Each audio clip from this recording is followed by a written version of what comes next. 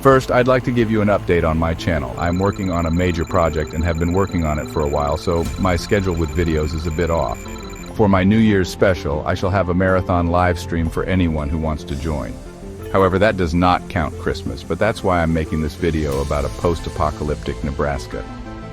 Why is this a Christmas special? Ask and you shall receive. The reason is found within the video, but before I begin with my usual spiel, I would like to announce that I have a new Discord server for my channel. Feel free to join. Additionally, please check out Micah's YouTube channel and feel free to carry on the discussion in the comment section as long as you do not promote blasphemy against the Lord. Now on with the video.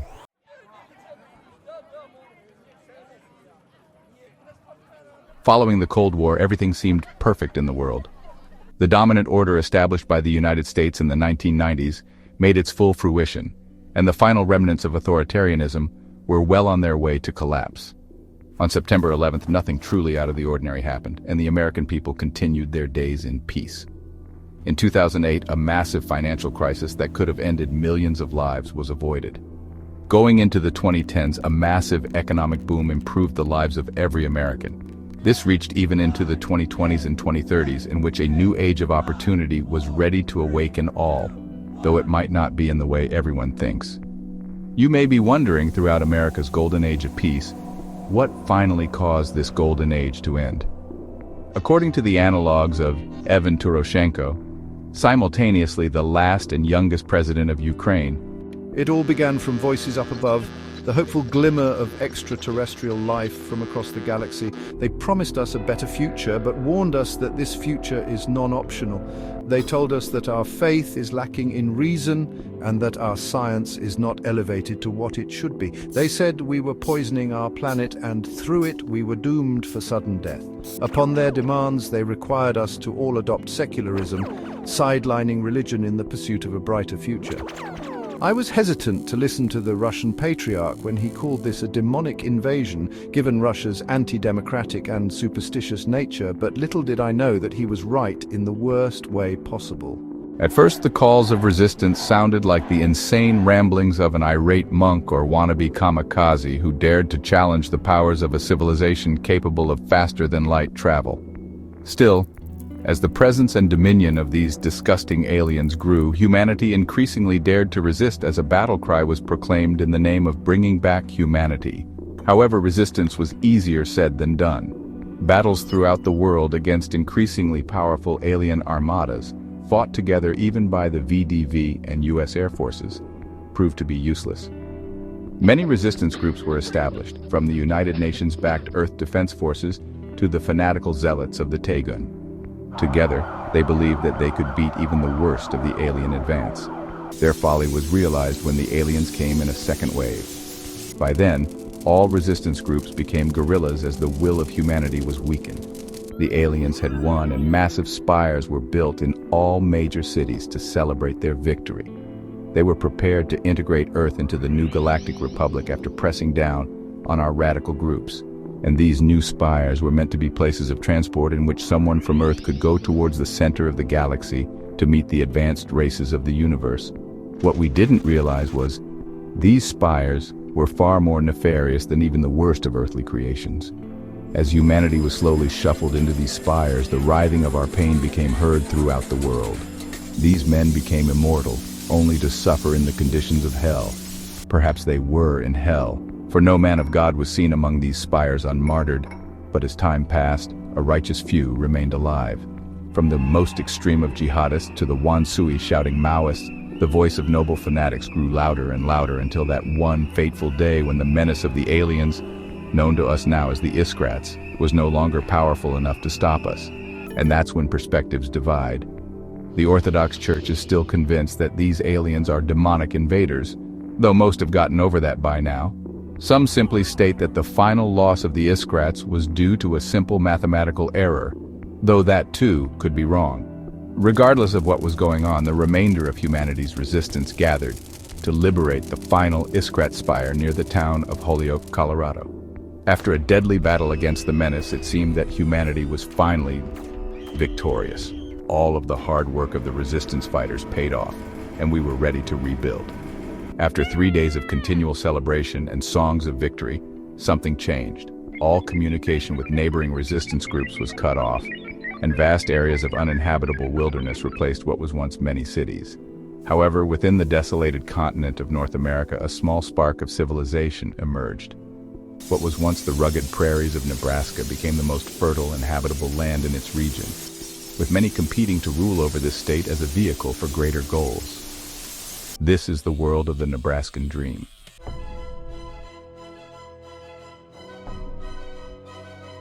This world is largely inspired by Fallout and the Elder Scrolls series, considering my deep love and admiration for role-playing games that got me interested in world building in the first place. In fact, I would consider this a midpoint between the two worlds. Magic is dominant, and warriors fight mostly with swords now, but there are elite rifle units, modern vehicles made up of repurposed Iskrat tech, and the ever-present threat of the apocalypse happening again. I am creating this setting in the style of a role-playing game, mostly inspired by Fudge Muppet's take on the Elder Scrolls 6, in which I am emphasizing the different paths the main character, or player, can take. In short, Nebraska itself is in a civil war akin to those in the modern Middle East. 5 factions seek to dominate the state of Nebraska, and through this, their goals are made. 2 of these 5 factions are dominant powers with a vested interest primarily within the state, while the other 3 are more minor factions that have separate goals. All of these factions are diverse in origins, character, goals, and political ideology, competing over certain territories within Nebraska. Our first faction, the state of Nebraska, is sometimes called the Gov out of expediency. Controlling Lincoln and Omaha, the Gov contains old members of the Nebraskan government and National Guard. While ostensibly a democracy, the state has been forced to take authoritarian measures to preserve its existence. As this world is inherently post-apocalyptic, democratic principles must take second stage to the restoration of order, modernity, and civic life, and the Gov fully knows this. Its ultimate goal is to restore the old world, with its primary role in re-establishing the state government of Nebraska before a potential reunification of the United States of America. However, that doesn't mean that conflict can't occur, as the state of Nebraska is divided into 2 political parties: the Republicans, who wish to restore pre-war America and its quality of life, and the Democrats, who wish to build a completely new world based on radical egalitarianism and a scientific mission. Then we have the Gov's arch nemesis, the Frontier Alliance, known colloquially as the Cowboys. The Cowboys are a bunch of farmers in small towns throughout the entire state who don't wish to be told what to do. Small towns and cities operate in whatever way they want to, cooperating in a loose association to prevent total collapse to the governor, while the Frontier Alliance fights for the equivalent of states' rights. The question of states' rights to do what remains. While most villages get along well and don't commit major atrocities, those who do something evil can do so without accountability to a central government. To make this even crazier, there are no split party interests, but the competition between small towns and rural communities makes sure that no true coalition of the faction can remain, making those who do legitimately practice evil even more powerful as they can exploit everything and everyone to their heart's content. Now that we've finished the major factions, let's talk about the 3 minor ones, starting with the Imperial Legion, also known as the Japs, that patrols around what was once Scottsbluff. Formerly a Japanese ultra-nationalist group covertly led by the Emperor himself, the Legion is now a pan-fascist organization containing people of many ethnicities throughout the world. The Legion takes its inspiration from Imperial Japan, the Ottoman Empire, and the Third Empire from the Elder Scrolls series. It's divided between the Praetorians, those imported directly from Japan and who greatly wish the return of their island, and the Janissaries, those who were drafted from local Nebraskan farmers and have vested interests in their homeland. They are currently at war with the Nebraska People's Liberation Army due to opposing ideologies, and while they get along with and fully join the Frontier Alliance, the state of Nebraska considers their submission to be non-negotiable and will stop at nothing for conquest. Next, we have the Nebraska People's Liberation Army, also known as the Commies, founded from a similar situation. The Commies are the last surviving branch of the Chinese government and military, as the heroic war against the Iskrats took too much of a toll on the former government. Today they operate in guerrilla cells across the state, fighting a many-front war against all factions while attempting to get popular approval. Most of this faction exists in hidden cells throughout various cities, wielding guerrilla warfare to their benefit and crushing their opponents with their sheer strength. The commies fight particularly against the Imperial Legion, considering this war to be a continuation of the Sino-Japanese War more than 100 years prior. This faction is split between the hardliners, who seek to remain continuous in establishing a world revolution, and the reformists, who are more willing to negotiate with the state of Nebraska and become a political party. The final faction we have here is New Deseret, whose stance in the world is weaker compared to that of other factions. Rather than seeking complete dominance over Nebraska or the restoration of the greater Japanese Empire, New Deseret is the descendant of various ex-Mormons who fled to Nebraska in order to establish their ideal republic in the region. Unlike many ex-Mormons, the ex-Mormons of New Deseret left the church on reasonable terms and have created a society dedicated to the advancement of technology and a certain type of social liberalism, with more of an emphasis on do and believe whatever you want, rather than a diversity as our strength type of ethos. However, further investigations will reveal that this faction isn't as progressive as the image it brings out, as it is secretly controlled by a satanic secret society and home to many criminal organizations, with the slow reveal being perhaps the most important thing in this faction.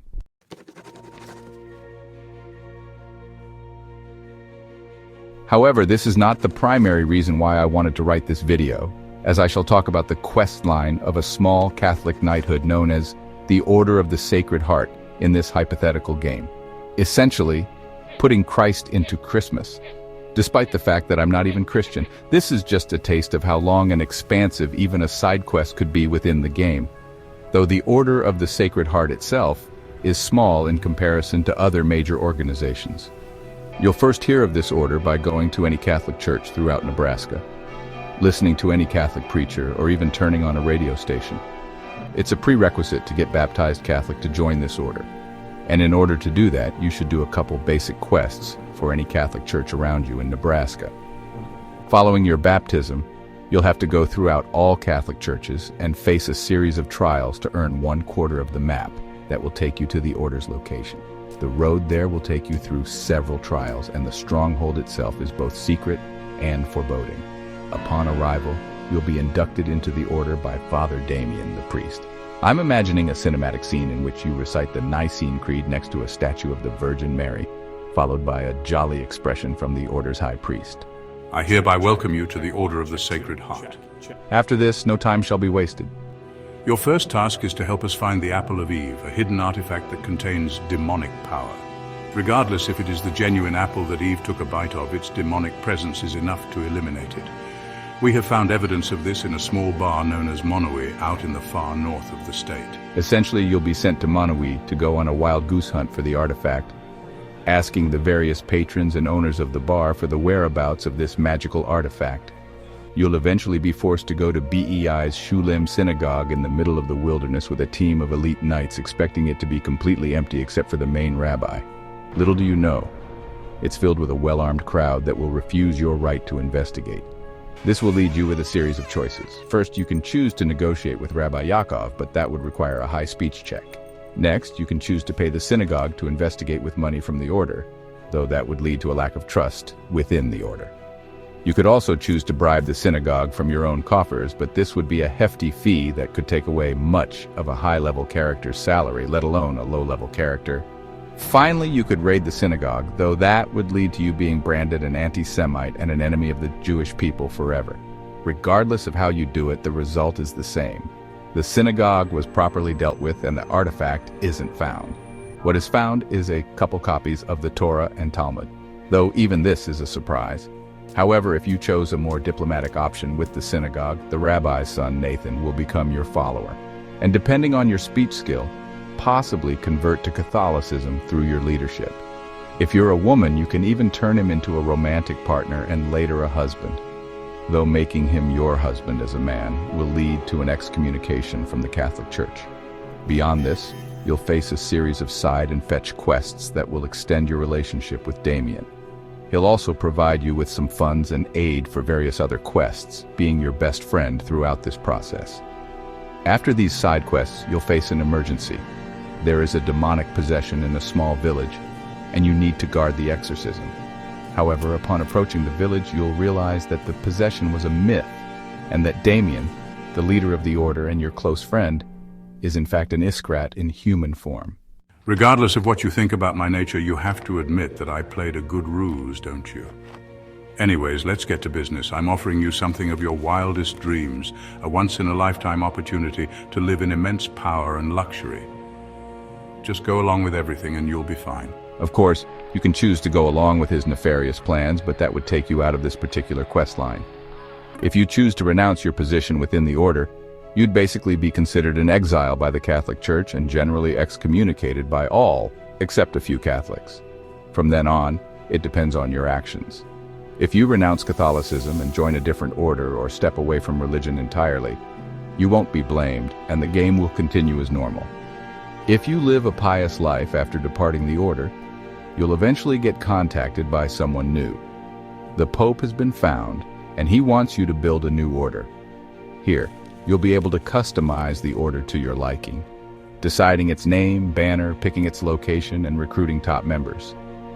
This new order will not be demonic, but instead, golden and moral in its honor, and you'll be set on a couple of quests. After about 3 or 4 side quests, you'll hit a jackpot. The Pope will ask that you perform an exorcism at a village close to whatever the new headquarters of the order is. And from there, you'll go through a dangerous task akin to a Daedric quest in the Elder Scrolls, though its ultimate goal will be noble. After freeing the possessed person from the exorcism, he'll reveal to you the reason why he was possessed.